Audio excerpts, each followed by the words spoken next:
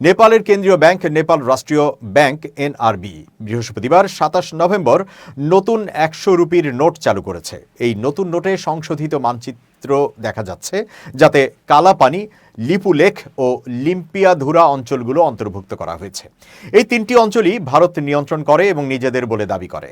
নেপালে জেনজির উত্তাল আন্দোলনের কারণে ওলি সরকারের পতনের পর থেকে দায়িত্ব পালন করা অন্তর্বর্তী সরকার, যার প্রধান হিসেবে রয়েছেন সুশীলা কার্কি, এরই আমলে নেপাল এই নতুন ১০০ রুপির নোট প্রকাশ করল।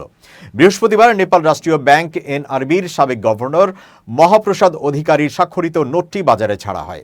নোটটি ইস্যুর তারিখ ২০৮১ নেপালি বর্ষ, যা ২০২৪ সালকে নির্দেশ করে।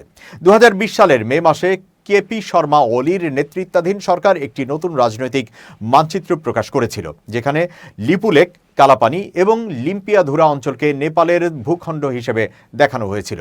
পরে এটি সংসদে অনুমোদিত হয়। ভারত সেই সময় নেপালের পদক্ষেপের তীব্র প্রতিক্রিয়া জানায় এবং সংশোধিত মানচিত্রকে একতরফা কাজ বলে অভিহিত করে। তখন তারা কাঠমান্ডুকে সতর্ক করে জানায় যে আঞ্চলিক দাবির এই কৃত্রিম সম্প্রসারণ তাদের কাছে গ্রহণযোগ্য নয়। ভারত দাবি করে লিপুলেখ, কালাপানি ও লিম্পিয়াধুরা তাদেরই অঞ্চল। মানচিত্রের আপডেট সংস্করণ সম্পর্কে বলতে গিয়ে বৃহস্পতিবার একজন নেপাল রাষ্ট্রীয় ব্যাংক এনআরবির মুখপাত্র বলেছেন, মানচিত্রটি ইতোমধ্যেই পুরাতন ১০০ রুপির নোটে ছিল এবং সরকারের সিদ্ধান্ত অনুসারে এটি সংশোধন করা হয়েছে।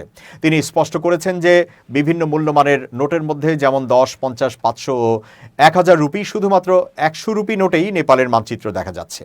নেপালের নতুন ১০০ রুপির নোটের বাম দিকে মাউন্ট এভারেস্টের ছবি রয়েছে, যেখানে ডান দিকে নেপালের জাতীয় ফুল রডোডেনড্রনের জলছাপ রয়েছে।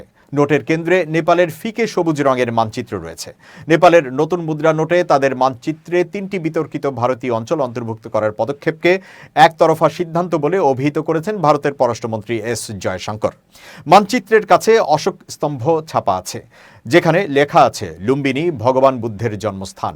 নোটের পেছনের দিকে একটি শিংযুক্ত গন্ডারের ছবি রয়েছে। নোটে একটি সুরক্ষা থ্রেড এবং একটি কালো বিন্দু আছে। নেপাল ৫টি ভারতীয় রাজ্যের সিকিম, পশ্চিমবঙ্গ, বিহার, উত্তরপ্রদেশ এবং উত্তরাখণ্ডের সঙ্গে ১৮৫০ কিলোমিটারেরও বেশি সীমান্ত ভাগ করে নিয়েছে।